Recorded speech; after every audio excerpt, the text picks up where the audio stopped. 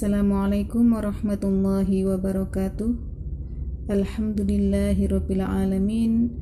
Wassalatu wassalamu ala nabiyyina Muhammadin wa ala alihi wa sahbihi ajma'in, amma ba'd. Apa kabar sahabat Husna Channel? Pada kesempatan kali ini saya ingin menginformasikan kepada sahabat semua tentang salah satu buku zikir pagi dan petang yang dikarang oleh Syekh Said bin Ali bin Wahab Al-Qahtani. Buku ini adalah buku yang dicetak oleh penerbit At-Tibyan.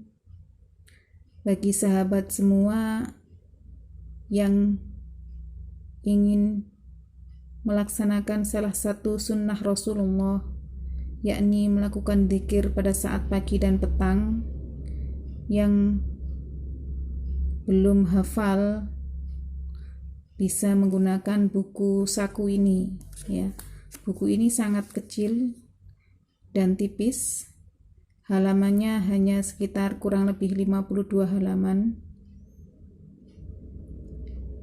Bisa dijadikan sebagai salah satu pegangan kita ketika kita melakukan zikir pagi dan petang. Harganya juga sangat murah. Ini saya beli secara online, harganya hanya sekitar 4.000 saja. Buku ini berisi tentang 3 hal, yakni yang pertama adalah berisi tentang zikir pagi, kemudian zikir pada waktu sore ataupun petang, dan juga dilengkapi dengan zikir sesudah sholat fardu. Kelebihan dari buku ini salah satunya adalah di sini disebutkan pada setiap zikir dan doa yang ada disebutkan sumbernya yang jelas dari riwayat hadis, riwayat siapa disebutkan semuanya. Di sini saya ingin menjelaskan lebih gamblang tentang apa saja zikir-zikir yang ada pada buku ini. Pertama kali pengarang menjelaskan tentang keutamaan zikir pagi dan petang. Di sini disebutkan satu hadis yang berkenaan dengan keutamaan dari melaksanakan salah satu sunnah Rasulullah, yakni melakukan zikir pada waktu pagi dan petang. Kemudian dilanjutkan zikir-zikir apa saja yang dibaca pada waktu pagi. Zikir-zikir yang dibaca pada waktu pagi ini bisa kita klasifikasikan menjadi 4 hal. Yang pertama adalah berupa ayat-ayat suci Al-Quran, yaitu diawali dengan ayat kursi, kemudian surat Al-Ikhlas, Al-Falaq, dan An-Nas yang masing-masing dibaca 3 kali. Setelah disebutkan ayat-ayat Al-Quran yang perlu dibaca pada saat zikir pagi, lalu disebutkan zikir ya, baik itu berupa permohonan ataupun pernyataan ataupun pujian yang bersumber dari hadis-hadis dan riwayat yang jelas sumbernya. Jadi kalau kita klasifikasikan ya, ada 4. Yang pertama adalah ayat-ayat Al-Quran, yang kedua adalah zikir yang berupa pujian, zikir yang berupa permohonan atau doa, dan zikir yang berupa pernyataan. Kita lihat satu persatu. Yang pertama adalah permohonan kebaikan pada hari itu dan berlindung dari keburukannya. Ini adalah salah satu zikir yang isinya berisi tentang permohonan ataupun doa agar kita mengharapkan kebaikan pada hari ini dan setelahnya, dan kita dijauhkan dari keburukan hari ini dan setelahnya. Kemudian selanjutnya adalah dzikir yang berupa pernyataan, ya, pernyataan bahwa kita memasrahkan diri kita hanya kepada Allah dalam setiap waktu, baik itu pagi, sore, maupun dalam kondisi hidup dan mati. Kemudian selanjutnya adalah zikir yang berupa permohonan, yaitu permohonan sayyidul istighfar, permohonan ampun. Insya Allah sudah banyak yang hafal. Selanjutnya adalah zikir ini yang berupa permohonan, yaitu permohonan sehat badan, pendengaran, penglihatan, juga permohonan akan perlindungan dari kekufuran dan kefakiran serta azab kubur.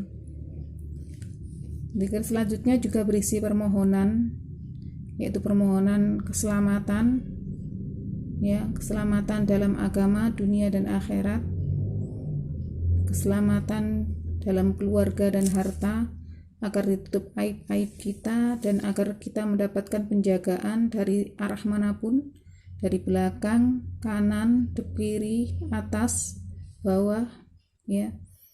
Kemudian yang ke-8 ini juga berupa permohonan, zikir yang berupa permohonan, yakni kita memohon kepada Allah dari kejahatan nafsu kita, dari kejahatan setan dan bala tentaranya, dan dari kejahatan jiwa kita untuk menularkan keburukan kepada sesama muslim. Yang nomor 9 adalah juga zikir yang berupa permohonan dari perlindungan dari segala hal yang membahayakan, baik itu di langit dan juga di bumi. Sedangkan yang ke-10 ini adalah merupakan zikir yang berupa pernyataan, ya, bahwa kita ridho akan 3 hal. Yang pertama adalah Allah sebagai Tuhan, Islam sebagai agama, dan Muhammad sebagai nabi. Yang ke-11 adalah permohonan agar diberikan perbaikan dalam segala urusan dan agar Allah selalu menjaga segala urusan kita dan tidak memasrahkan satu urusan pun kepada diri kita sendiri.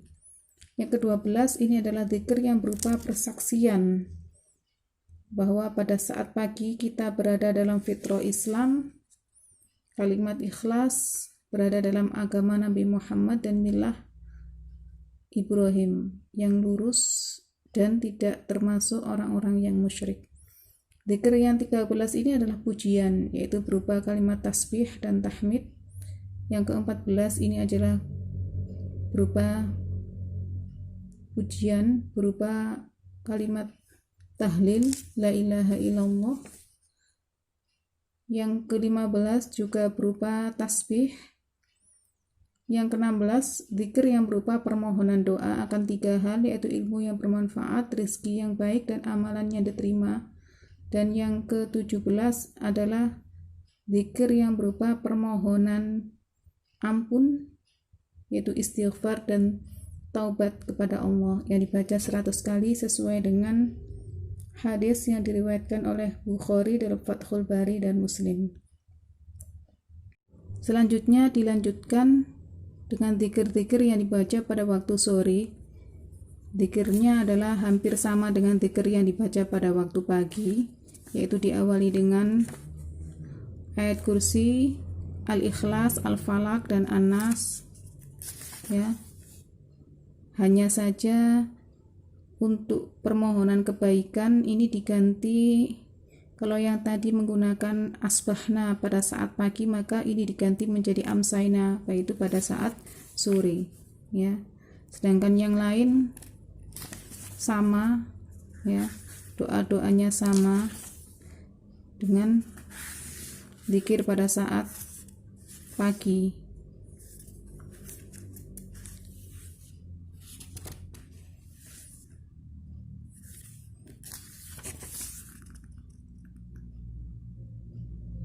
setelah zikir pada waktu sore ataupun petang, buku ini dilanjutkan pembahasan tentang zikir-zikir sesudah sholat fardu.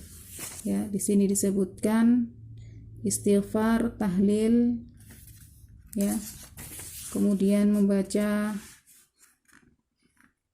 tasbih, tahmid, takbir, tahlil, dan disebutkan ayat kursi, kemudian al-ikhlas, al-falak, an-nas, tahlil, dan ada 2 doa yang disebutkan. Tentu ini hanya sebagai contoh saja, ya, dan bisa kita tambah dengan doa-doa dari sunnah ataupun dari hadis ataupun dari Al-Quran yang masih sangat banyak.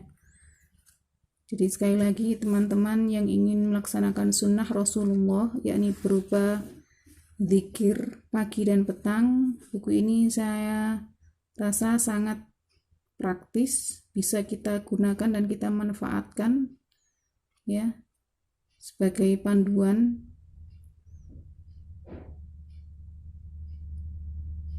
Bukunya sangat ringkas, kecil, dan harganya sangat murah. Itu saja dari saya.